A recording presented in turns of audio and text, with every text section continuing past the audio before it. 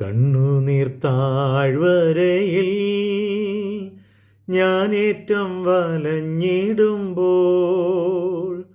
കണ്ണുനീർ വാർത്തവനൻ കാര്യം നടത്തിത്തരും.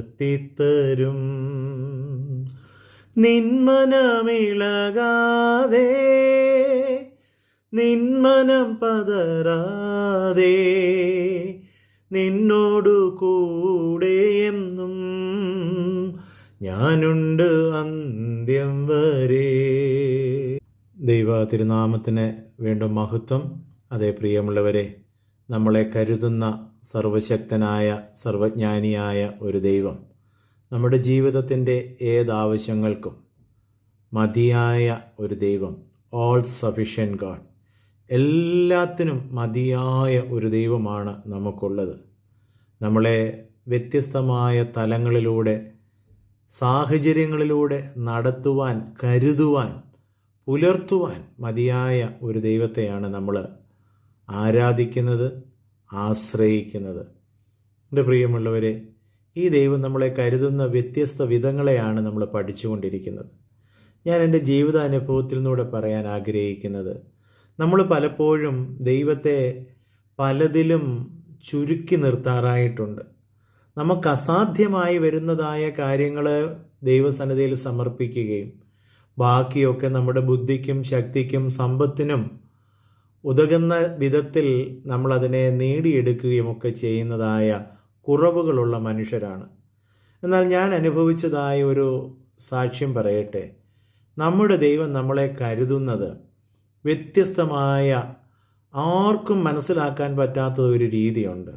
നമ്മൾ പലപ്പോഴും കരുതൽ അനുഭവിക്കുന്നതും ആഗ്രഹിക്കുന്നത് എങ്ങനെയാണ്? ഇപ്പോൾ ഒരു സാമ്പത്തിക പ്രതിസന്ധികളിലൂടെ കടന്നു പോകുന്നവരുടെ ആഗ്രഹം സമ്പത്ത് കൊണ്ട് ദൈവം എന്നെ അനുഗ്രഹിക്കണമേ എന്നാണ്. എന്നാൽ ഞാൻ പറയട്ടെ പ്രിയമുള്ളവരെ, ഈ സമ്പത്ത് എന്തിനാണ്? സമ്പത്ത് കൊണ്ട് നമുക്ക് ചില ആവശ്യങ്ങൾ നേടാനായിരിക്കാം. എന്നാൽ നമ്മുടെ ദൈവം ആ ആവശ്യങ്ങളെ നിറവേറ്റി തരുമ്പോൾ അവിടെ പിന്നെ സമ്പത്തിന് പ്രാധാന്യമില്ല.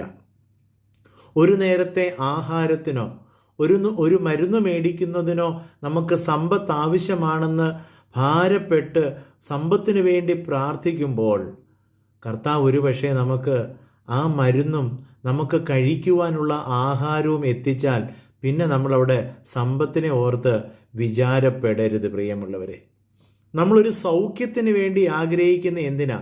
എനിക്ക് മറ്റുള്ളവരെ പോലെ ഓടുവാനും നടക്കുവാനും ഒക്കെയാണ് നമ്മൾ സൗഖ്യത്തിന് വേണ്ടി ആഗ്രഹിക്കുന്നത്. എന്നാൽ പൗലോസിൻ്റെ ജീവിതത്തിലൂടെ നമ്മൾ പഠിക്കുമ്പോൾ പൗലോസിനെ സൗഖ്യം കൊടുത്തല്ല കർത്താവ് കരുതിയത്. നമ്മൾ വ്യക്തമായിട്ട് വായിക്കുന്നു, 3 വട്ടം തൻ്റെ ജീവിതത്തിൻ്റെ വേദന അല്ലെങ്കിൽ ശരീരത്തിൽ അനുഭവിക്കുന്ന വേദന മാറുവാൻ, ശൂലം മാറുവാൻ വേണ്ടിയിട്ട് കർത്താവിൻ്റെ സന്നിധിയിൽ പ്രാർത്ഥിച്ചു എന്ന് നമ്മൾ കാണുന്നു.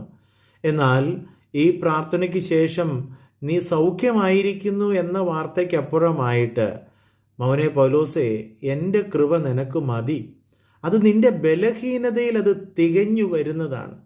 പ്രിയമുള്ളവരെ, ഞാൻ അവിടെ പറയാൻ ആഗ്രഹിക്കുന്നു, നമ്മൾ സൗഖ്യത്തിനു വേണ്ടി പ്രാർത്ഥിക്കുമ്പോൾ രോഗമില്ലാത്തവരെ പോലെ ഓടുവാനും രോഗമില്ലാത്ത ഒരു വ്യക്തിയെപ്പോലെ രോഗാവസ്ഥയിൽ ജീവിക്കുവാനും ദൈവം നമ്മളെ അനുവദിക്കുന്നുവെങ്കിൽ, നമ്മളെ ശക്തീകരിക്കുന്നുവെങ്കിൽ, പ്രിയമുള്ളവരെ, അതൊരു വലിയ ദൈവിക കരുതലല്ലേ?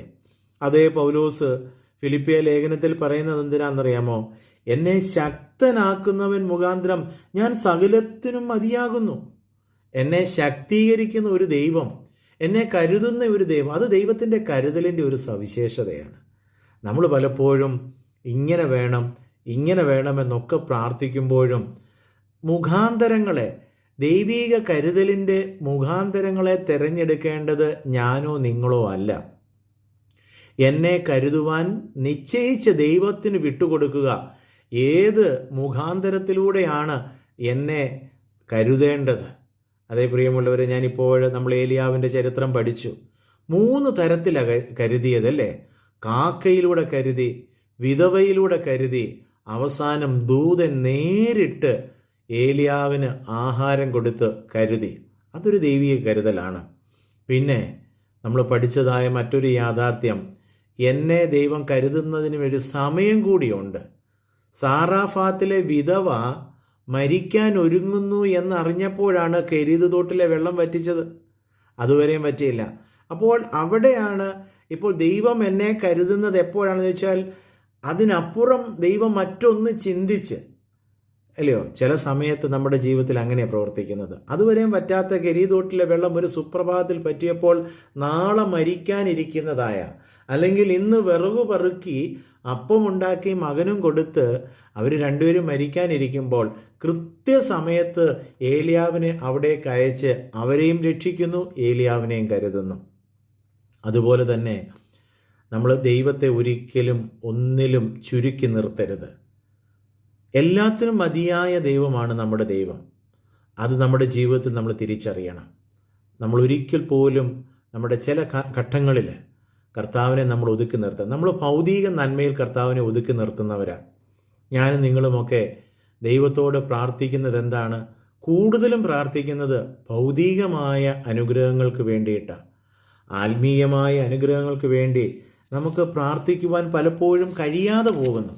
പക്ഷേ നമ്മൾ എഫേസ്യ ലേഖനവും ഫിലിപ്പിയ ലേഖനവും ഒക്കെ വായിക്കുമ്പോൾ നമ്മളെ ദൈവം കരുതുന്നതായ ധനത്തിൻ്റെ മഹത്വത്തെപ്പറ്റി അവിടെ പറയുന്നുണ്ട്.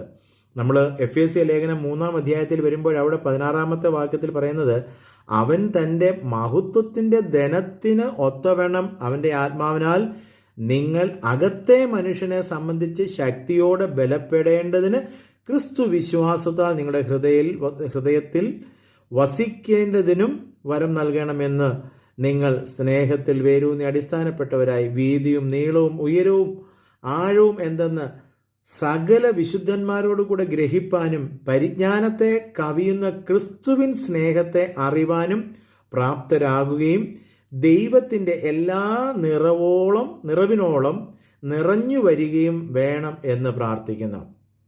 ഈ കരുതൽ എന്തൊരു കരുതലാണ്? ഇത് ആത്മീയ കരുതലാണ്. നമ്മുടെ ഭൗതിക നന്മയ്ക്ക് വേണ്ടി മാത്രമല്ല, നമ്മുടെ ആത്മീയ ജീവിതത്തിൻ്റെ കരുതലിനെ പറ്റിയാണ്. ആത്മാവിനെ പറ്റി, നിങ്ങളുടെ അകത്തെ മനുഷ്യനെ സംബന്ധിച്ചിടത്തോളം അകത്തെ ശക്തിക്ക് വേണ്ടിയും കൂടെ കരുതുന്നത്. അത് അങ്ങനെയാ. അവൻ തൻ്റെ മഹത്വത്തിൻ്റെ ധനത്തിനൊത്തവണ്ണമാണ്. ഇതേ കാര്യം തന്നെ നമ്മൾ വീണ്ടും ഫിലിപ്പിയ ലേഖനത്തിലേക്ക് വരുമ്പോൾ അവിടെ പറയുന്നത് എന്താണെന്നറിയാമോ? എൻ്റെ ദൈവമോ നിങ്ങളുടെ ബുദ്ധിമുട്ടൊക്കെയും മഹത്വത്തോടെ തൻ്റെ ധനത്തിനൊത്തവണ്ണം ക്രിസ്തുയേശുവിൽ പൂർണ്ണമായിട്ട് തീർത്തു തരും. ഇവിടെയെല്ലാം നമ്മൾ കാണുന്ന ഒരു കാര്യമുണ്ട്. ഭൗതികത്തിൽ മാത്രം ഒതുങ്ങുന്നതല്ല ദൈവത്തിൻ്റെതായ കരുതൽ. അതൊരു ആത്മീയ കരുതൽ കൂടിയാണ്. നമ്മളെപ്പോഴും അതുകൂടെ നിന്ന് മനസ്സിലാക്കേണ്ടത് അത്യാവശ്യമാണ്. എന്താണെന്നറിയാമോ? ഭൗതികമായ കാര്യങ്ങൾക്ക് വേണ്ടി പ്രാർത്ഥിച്ച് കരുതലിനു വേണ്ടി പ്രാർത്ഥിക്കുമ്പോൾ നമ്മുടെ ദൈവം നമ്മളെ കരുതുന്നത് ഭൗതികവും ആത്മീയവുമായിട്ടാണ്. ആത്മീയ ജീവിതത്തിന് ഒരു വലിയ പ്രാധാന്യം ദൈവം കൊടുക്കുന്നുണ്ട്. അകത്തെ മനുഷ്യന് ദൈവം വലിയൊരു പ്രാധാന്യം കൊടുക്കുന്നുണ്ട്. ആ കരുതലിനുകൂടെ നമ്മൾ അനുഭവിക്കണം. ആ കരുതലുകൂടെ നമ്മൾ ആഗ്രഹിക്കണം. ആ കരുതലിനു വേണ്ടി കൂടെ നമ്മൾ പ്രാർത്ഥിക്കണം. നമുക്ക് പ്രാർത്ഥിപ്പാനായിട്ട് ഒരുങ്ങാം. നല്ല കർത്താവേ, സ്വർഗീയ പിതാവേ, അവിടുന്ന് ഞങ്ങൾക്ക് സകലത്തിനും മതിയായവനാണ്. കണ്ണുനീരിൻ്റെ താഴ്വരയിൽ ഞങ്ങളെ ഉപേക്ഷിക്കാത്ത ഒരു ദൈവമാണ്. നന്ദിയോടെ സ്തോത്രം.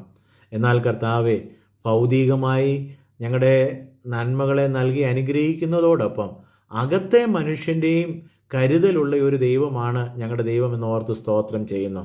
അതുകൊണ്ട് കർത്താവ്, ഞങ്ങളുടെ ആത്മീയ ജീവിതവും ഞങ്ങളുടെ ഭൗതിക ജീവിതവും ഒരുപോലെ ബലപ്പെട്ടുകൊണ്ട് മുന്നേറുവാൻ ഞങ്ങളെ അവിടുന്ന് പ്രാപ്തിപ്പെടുത്തണം. യേശുവിൻ നാമത്തിൽ തന്നെ പിതാവേ, ആമേൻ, ആമേൻ. സ്തോത്രം.